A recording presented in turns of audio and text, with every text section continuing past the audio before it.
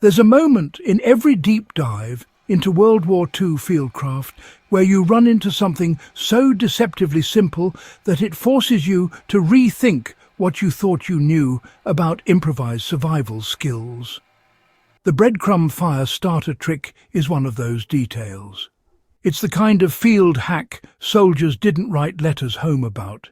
Yet it quietly solved a problem anyone operating far from supply lines faced: how to create reliable ignition when matches were wet, lighters failed, or fuel wasn't available.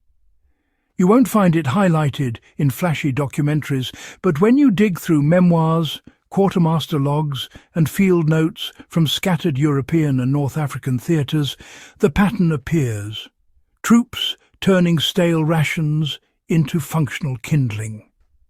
It's the kind of discovery that makes you stop the page, lean in and say, "All right, now that's clever."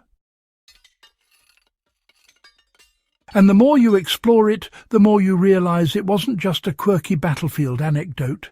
It was a practical adaptation of everyday resources during moments when soldiers had to decide whether they would stay cold, stay exposed, or get creative. Today, historians and survivalists alike can study this method not as a novelty, but as a versatile ignition strategy that still works as well in a damp forest or off-grid campsite as it did outside Bastogne or in the Italian Apennines. So let's break down exactly why this overlooked technique mattered then, and why it still deserves a place in any serious survival toolkit now. Why breadcrumbs worked as a fire starter when other materials failed. When soldiers talk about turning hardtack, trench bread or unit rations into a fire starter, the first reaction is often confusion. Bread doesn't burn well on its own, so why use it? The key is in the transformation. Old bread dries, breaks down into coarse crumbs, and those crumbs act like a primitive tinder material.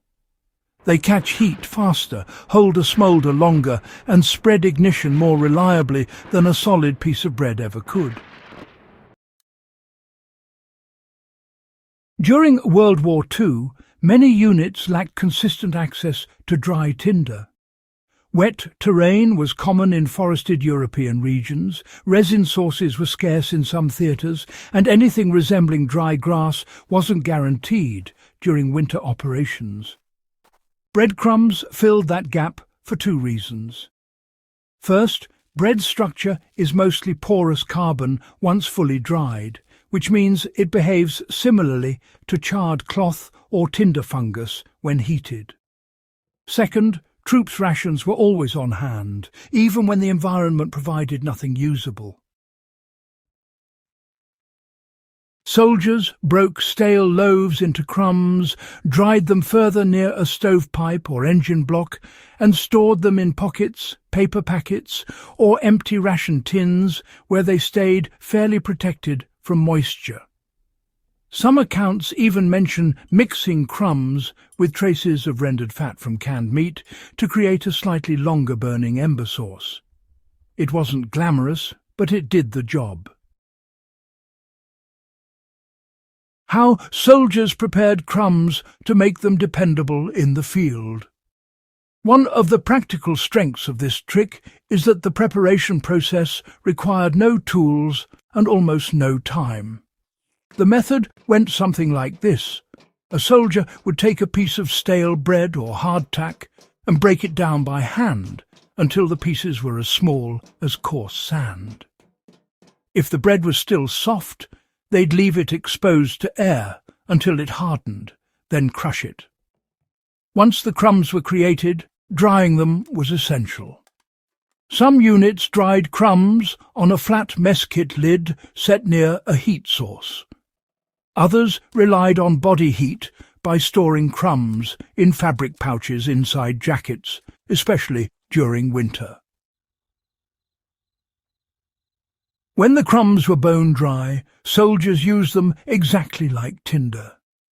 They'd place a small mound beneath whatever ignition source they had: steel striker sparks, match remnants, or occasionally a hot rifle barrel used in desperation. The crumbs would smoulder, not flare, which is what made them valuable. That slow smoulder created a dependable transfer of heat into slightly larger tinder like pine shavings, paper scraps, or thin bark strips. Even in wet conditions, the crumbs would dry out faster than collected natural materials, making them one of the few ignition aids soldiers could maintain consistently. Now, let's talk about how to apply this Second World War method in practical survival settings today. If you want to replicate this method for real field use, the process is honestly quite straightforward and the results are surprisingly reliable. Start by drying bread completely. Fresh bread won't work, it needs to be rock hard. Let it sit out exposed for a full day, then crush it into crumbs and spread them out in a warm spot to dry further. You want the crumbs to feel brittle, not soft. Once you have them, store them in a sealed tin or cloth pouch. A metal container works best because it blocks ambient moisture. To use the crumbs, begin by forming a small mound about the size of 2 stacked bottle caps. Direct your sparks onto the top or side of the pile. When it catches, you'll see a slow glow move through the crumbs. Feed this glow with thin shavings, dried plant fibers, or even rolled paper.